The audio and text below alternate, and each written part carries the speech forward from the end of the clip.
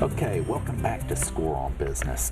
So, Krista, before we broke, you were talking about things that are going to take a long time to do. You were talking about things with dependencies, and then you were talking about something that's really critical is that there's something that's going to take a long time to do, and it has a lot of dependencies to focus there.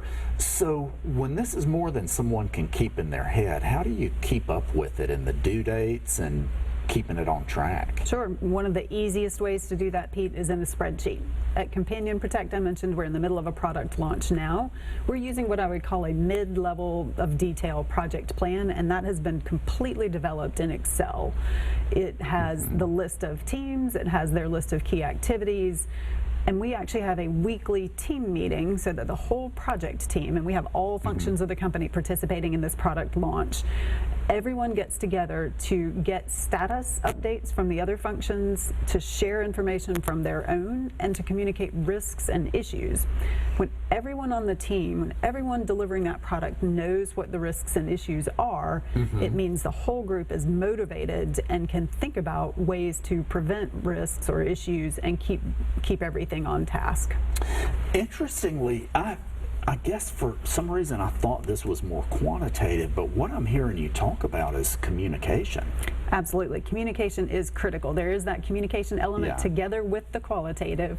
Right. Tracking the due dates and then communicating the status of each of the activities against that due date is one of the success factors in delivering a new product.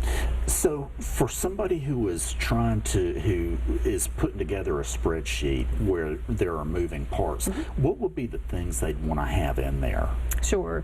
Definitely. It's almost possible to back into the critical items based on delivery date. So talking with, we mentioned communication, talking with each of the participants, listing what they need to do, starting with those due dates, and mapping out the amount of time required is part of the key to success there. Okay. So you would kind of begin with the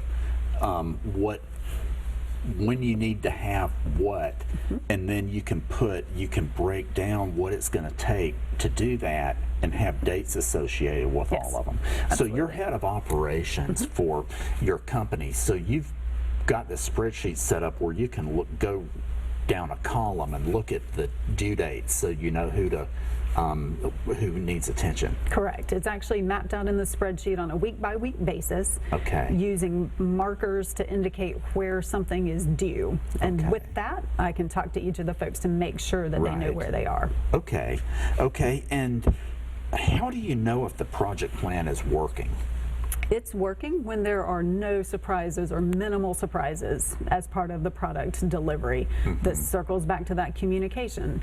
When the team as a whole knows what to expect, when we know what the deadlines are, when we know what the risks are, we can work together to circumvent the risks, and then everyone stays motivated to contribute.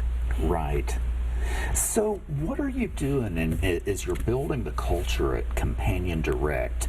One thing that's really important is engagement and having employees engaged. Having familiarity with what you've done before, you're very good with getting employees engaged. What are some of the tricks that you use for that?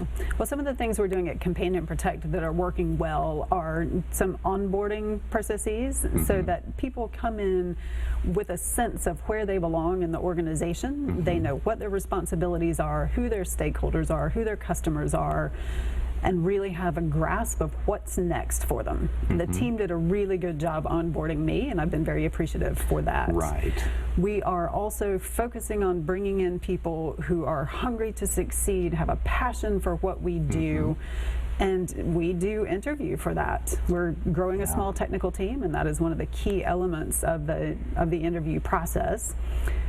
Empowering people then to go do what they know they're responsible to do is a big part of employee engagement. Understanding the purpose, how their role fits into what the company's doing.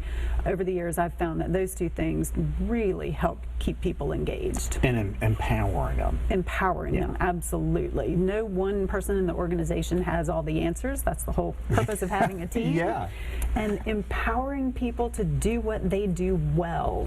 really Awesome. keeps them motivated. I wish we could keep talking, but we're out of time. Thank you for being here. Absolutely. Thank you. Ladies and gentlemen, we'll be back next week.